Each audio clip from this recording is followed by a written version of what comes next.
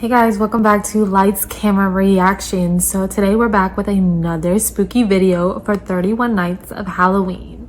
Today we're going to be watching a video called Witches in Salem, or something much darker. The Salem Witch Trials, Mystery and Makeup by Bailey Sarian. Now Bailey Sarian is like one of my favorites true crime YouTubers besides Christina Randall's. And I just love how she does her videos. She is very entertaining, very comic. She's very comical, and I really love her videos. So I bet you guys would too. So today we're gonna react to one of hers for the first time, and we're gonna see about the Salem witch trials. I've never actually dug deep into them, or even I feel like I don't know anything about the Salem witch trials actually. So this should be new information for me too, and I think this will be a great video for 31 Nights of Halloween. So let's go ahead and get right into it today. So that's great. Mass hysteria has been prevalent throughout world history in a variety of different contexts for a variety of different reasons, right? It often appears that mass hysteria had a sort of a peak in the late 17th century when both Europeans and American colonists alike became just obsessed with the idea that there were evil beings walking amongst them.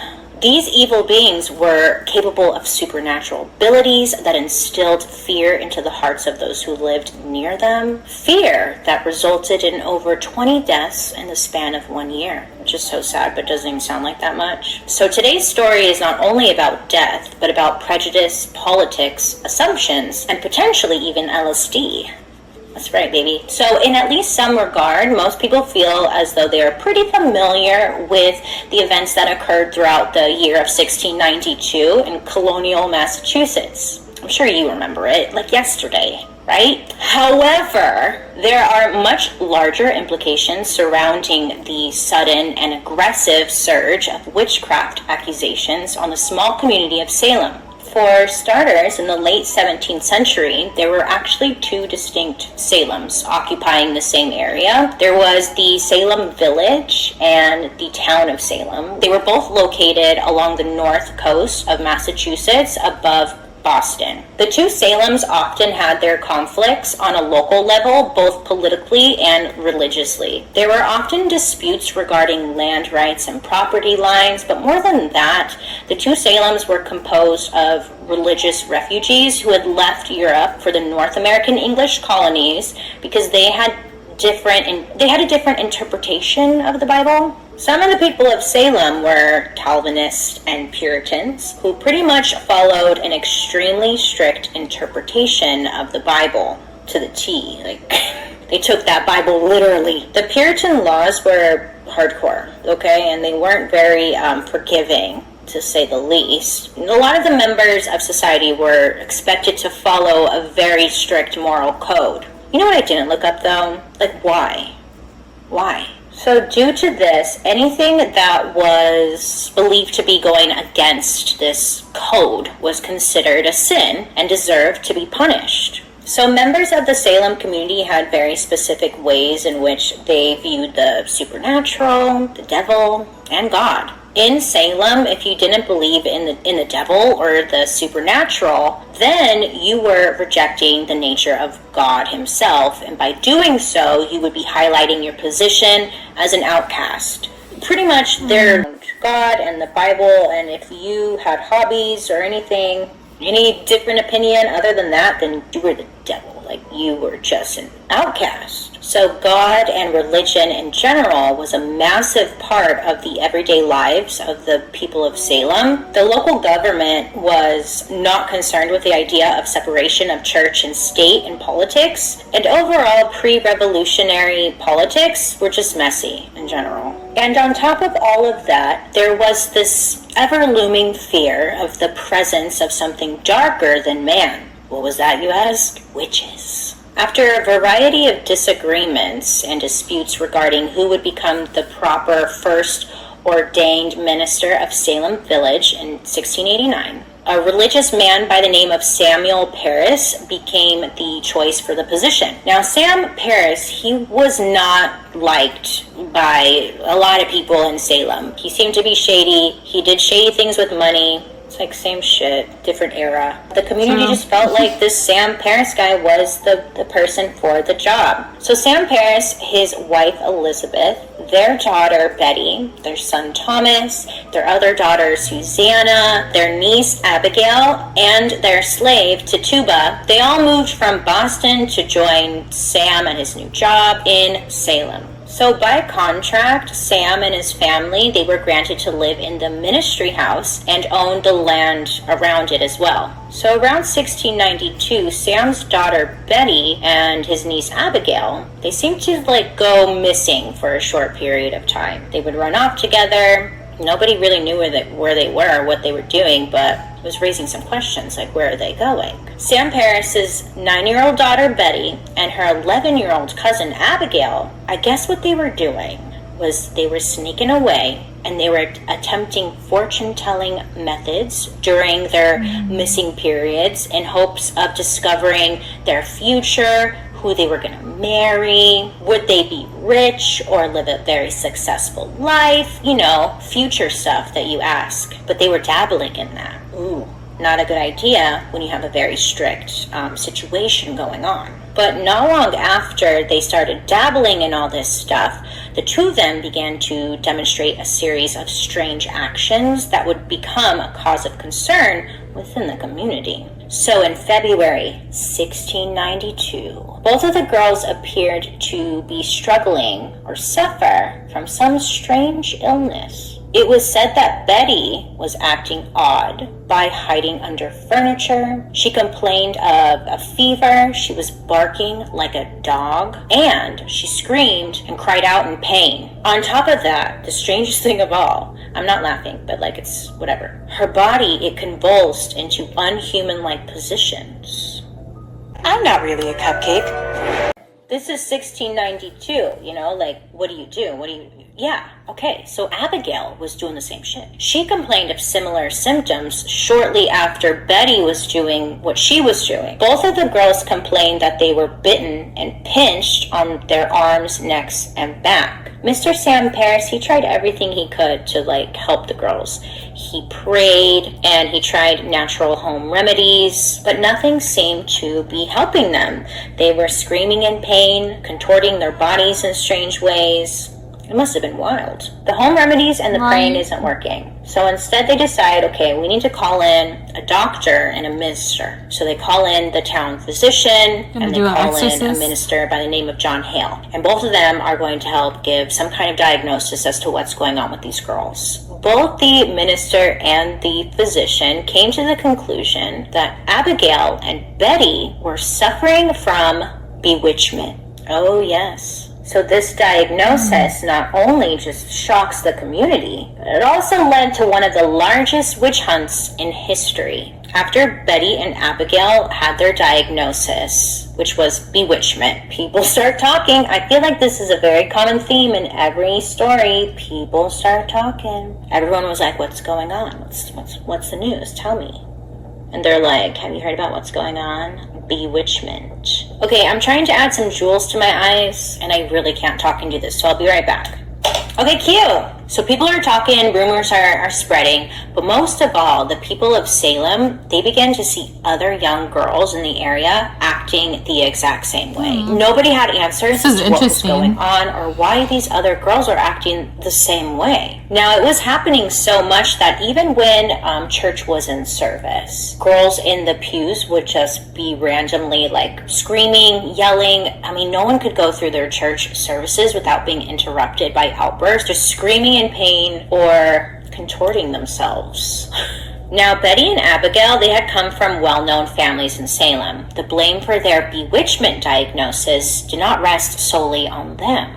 Rather, the Salem community was quick to point the fingers at anyone else to save their own. The first person accused and arrested for allegedly afflicting the Sam Paris's daughter and niece, was none other than the Paris family's slave, Tituba. She most likely became a target because of her ethnic differences from all the white villagers. Let's be real here. So the members of the church, they just jumped on that shit. They were like, yeah, it's Tituba for sure. I saw her doing some magic one time. I saw her. And people were like, what? So people in the community were just looking for someone to blame. Rumors and just straight lies were coming out of people's mouths. Poor Tituba. Tituba, no! Now, according to her accusers, Tituba would attract girls like Betty and Abigail with stories of enchantment from her book of witchcraft. Tituba pleaded with the people who were making these wild accusations, but because she was a slave, nobody believed her or cared to even listen. The injustice Tituba faced in what would serve as the beginning of the Salem witch trials was just the tip of the iceberg. Shortly after Betty and Abigail had been diagnosed with bewitchment, a 12-year-old girl named Anne and a 17-year-old girl named Elizabeth, they were also experiencing the same symptoms as Abigail and Betty. Both of them were also diagnosed with bewitchment that very same year. When asked who had caused their state of bewitchment, Anne cast the blame towards two women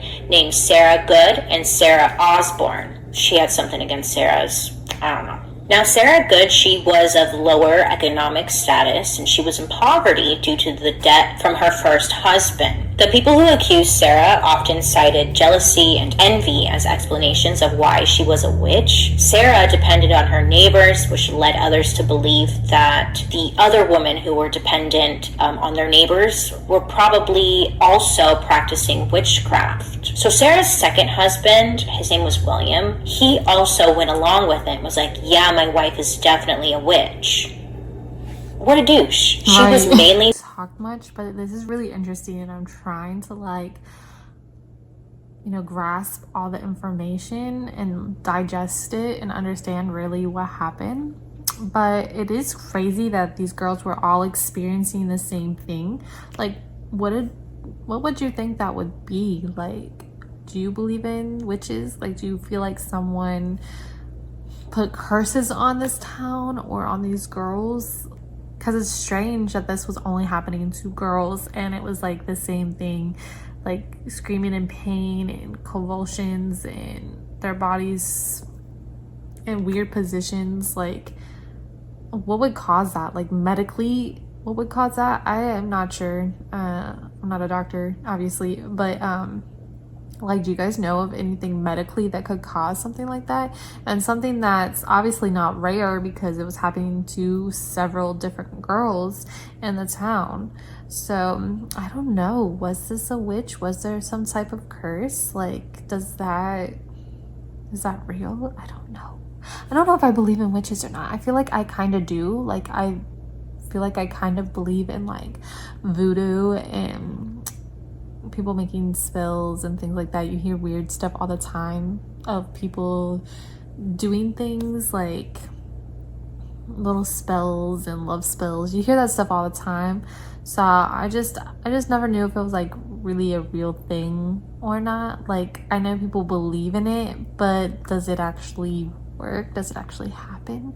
I don't know. A lot of questions that I'm not sure if I believe or don't believe. I'm kind of on the edge. Like, I really don't put anything past anything, to be honest. This world is full of mysteries and all types of things. And so I don't really put nothing past anybody. But let's continue with the story because it's super interesting.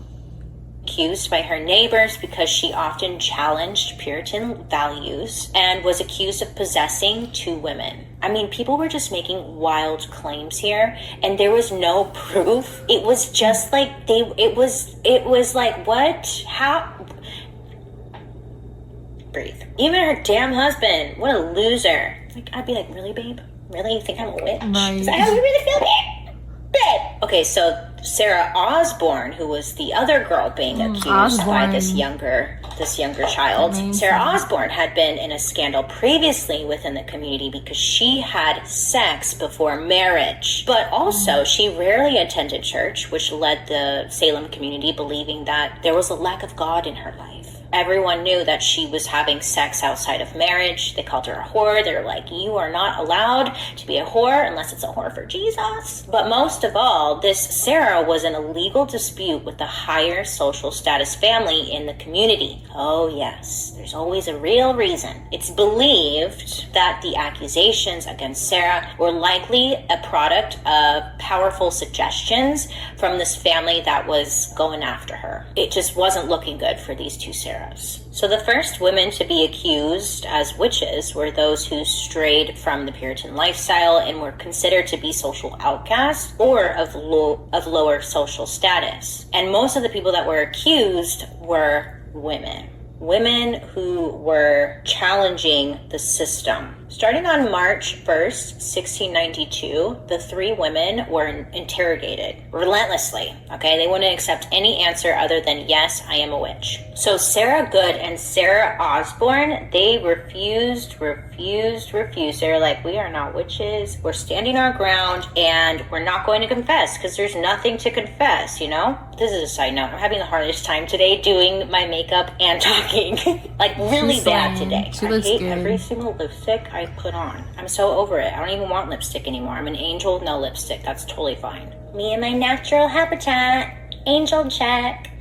So the two Sarahs, they deny. I mean, they're innocent, so they're denying, right? Tituba admitted to being the devil's servant. Yes. She stated that a tall man dressed in all black came to them, demanding that they sign their names in a great book. Tituba was like, shit, if you can't beat him, join him. You know, she's like, yeah, I'm a witch. You know, like, hey, maybe this will get me out of it. When Sarah Good was allowed the chance to defend herself. That's strange. I don't know. Do you think she was telling the truth? Or do you think she just said that to get out of it? I don't know. I don't think this is all made up. This is very strange. So I can't say that, oh, these people just made this up because they're religious and their religions and like weird things happen, because that's strange that that would happen to multiple young girls. I don't know. I'm really confused, but we'll see. In front of the 12 jurors in the Salem Village meeting house, she argued her innocence, proclaiming Tituba and Sarah Osborne as the real witches. In the end, however, Sarah Good was convicted of witchcraft and sentenced to death, and on July 29th, 1692, Sarah Good was hanged along with 4 other women convicted of witchcraft.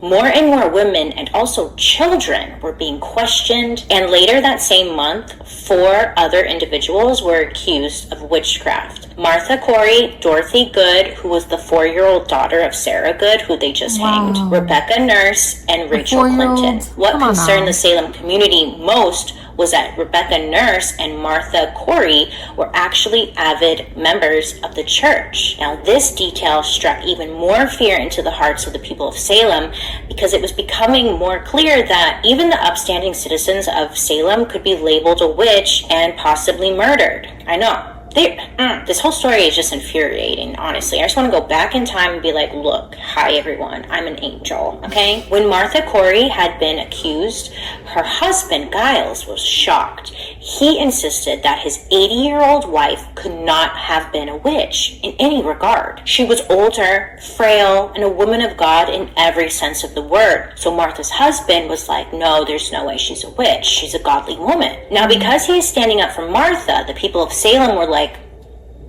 why is he standing up for her so hard? That's a little weird. Why is he so ride or die for his wife?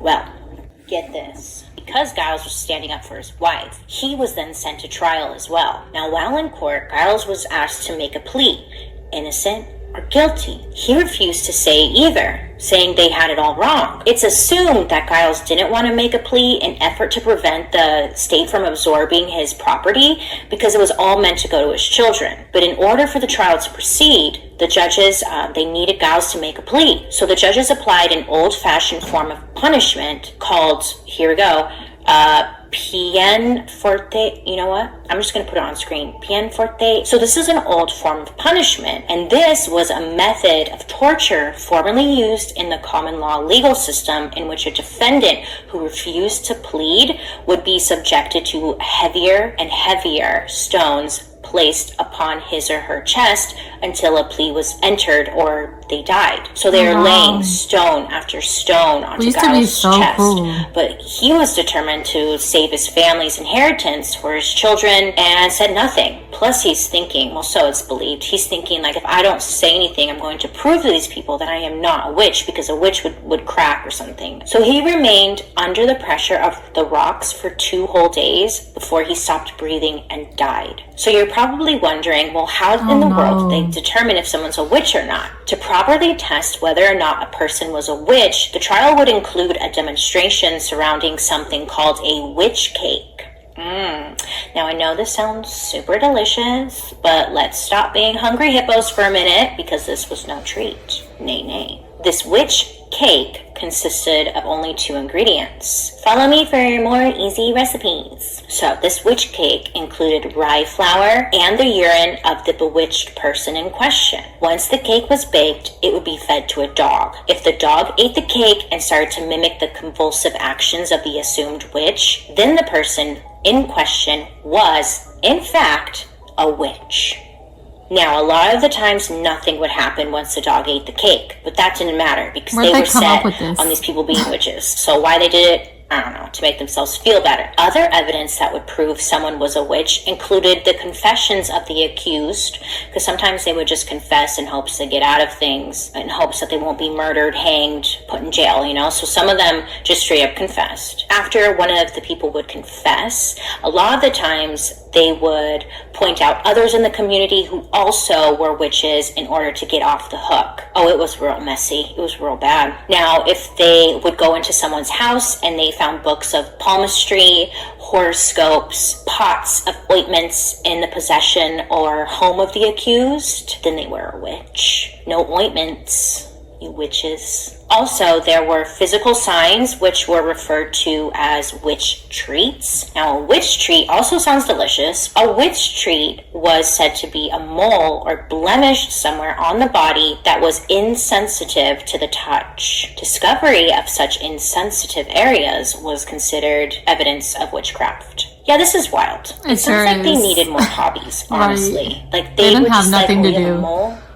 witch. 13 women and 5 men would all be found guilty of being a witch or dabbling in witchcraft, and were then sentenced to death and hanged in front of the angry crowd. Soon, prisons were filled with more than 150 men and women from towns surrounding Salem for practicing witchcraft. Those who were killed, they were refused proper burials on account of their aversion from the ways of God. So messed up. So looking back, I mean, there were quite obvious prejudices present in analyzing who was accused and who wasn't. 78% of assumed witches during the Salem witch trials were women who were often regarded as lesser by their male counterparts. This is when Aqua Tofana would come into play. I wish they got some of that. More than that, various servants, slaves, and any Native Americans were seen as suspicious purely based on the color of their skin. The mass hysteria that flooded the Massachusetts area in the late 17th century was less of the result of real evident witchcraft and more of a way to further push a narrative that deemed marginalized communities as the bad guys who they...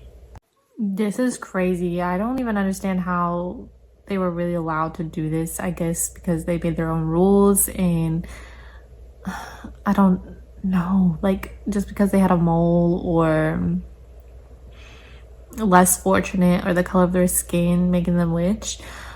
For me, I would think the more like the rich of the rich was the witches, because how'd they get there, you know? Weren't they, maybe they put spells on people and they used witchcraft to get where they were. So you would think like the high and mighty and the elites would be more of the people that were like into witchcraft and things like that. I mean, I don't know. I guess when you think about it, and all like the movies, they do always try to make witches like the less fortunate. But maybe that's just based on the Salem witch trials and what they really did in real life. But I don't know. I would think if there were real witches, they would be like the elite. I don't know. Food for thought. What do you think? Let's continue. We're almost done. They essentially just wanted out of their town. So besides all this, a lot of people want to know, well, what what really happened? Like, what actually was causing the young girls from Salem to Right, convulse that's so what I wanna know. violently? Were they seeking some kind of attention? Was this part of some elaborate plan for feuding families to blame each other? Were they really even bewitched, possessed? I mean, what was it, you know? Historians have studied the Salem witch trials for years. Recently, something quite interesting was discovered. As the people of Salem frequently farmed rye and wheat as their main crops, foods from the fields were consumed every day. It's believed that around the late 17th century, there may have been a fungus present in the fields. So this fungus is a fungus known to grow on rye, and when consumed causes ergotism in humans and other animals. Ergotism symptoms include muscle spasms, fever, hallucinations, and the victims may appear dazed, unable to speak, become manic, or have other forms of paralysis or tremors. Some of them may suffer from hallucinations and other distorted perceptions. But this ergot contains lysergic acid, which is used in LSD. So some believe that maybe they were just tripping balls. Maybe. I mean, maybe the crops had this fungus growing in there. They were eating the food. I mean, that kind of makes sense, right? And then some believe that maybe it didn't even occur at all, the convulsions and stuff like that. Maybe they were making it up as an excuse to kind of get rid of some people. Maybe. You know, like witches. Despite the fact that the last trial was held in May of 1693, public response to the events continued over the years. In the decades following the trials, survivors, family members, and their supporters sought to establish the innocence of the individuals who were convicted and to gain compensation for the heinous executions. In the following centuries, the descendants of those unjustly accused and condemned have sought to honor their memories. Events in Salem in 1992 were used to commemorate the trials, and in November of 2001, 300th anniversary of the Salem witch trials, the Massachusetts legislature passed an act exonerating all who had been convicted and named each of them innocent. The Salem witch trials have gone down in history as this horror story concerning witchcraft in the late 17th century. But more than that, the Salem witch trials served as a large-scale execution of marginalized communities without any real evidence. So, moving forward, it's imperative that we look back on events like the Salem witch trials of 1692 and see them for what they really were. Moments in history are so often remembered, but not necessarily in the way that they truly occurred, and they tend to sugarcoat things. They really when you think do. back, or at least when I think back to like American history and whatnot, they always sugarcoat things. Like I really believe that the Salem witch trials was about witches and just women being accused of being witches. But once I started doing the research for today's video, it was like, oh, everything stems back to like racism and just weeding out people who don't have the same beliefs as you. So that, my friends, is the light version, is the simplified version of the Salem witch trials. I struggled big time today, and I apologize if there wasn't much makeup going on in this video. I won't know until I start editing, but boy, that was really difficult. Let me know your guys' thoughts down below. So that's crazy, and she made a lot of really good points there at the end. What do you guys think? Like, do you guys believe in witches? Do you think they're a thing? I think they're a thing. I don't know if they can do real magic, but I feel like they believe they can, and I feel like they do rituals and spells, and I'm not gonna say that they work, but I think they are. Do I think that there was witches back then? I do. Do I think that there was witches that caused these situations? I don't. I agree with her. I feel like it was, let's take out the less fortunate. Let's take out people of color or that are different than us. And let's take out people that don't believe what we believe in. You know, that don't follow the rules and don't do what we want them to do. Like, let's make up excuses on why to get rid of them and how to get rid of them. Yes, maybe that did happen to these girls and they did eat some type of fungus, but why didn't it happen to more people? Like, they didn't mention anything about it happening to anybody else but these few girls. They didn't say any adults were experiencing this, any men or women or animals. So they just said these few girls. So I don't know. I don't know if it was a fungus or not, because I feel like that would affected way more people than just maybe 4 or 5 girls. I don't know if there was more girls than that, but from the story she told, it didn't sound like there was a lot, maybe like a handful of girls. So I don't know.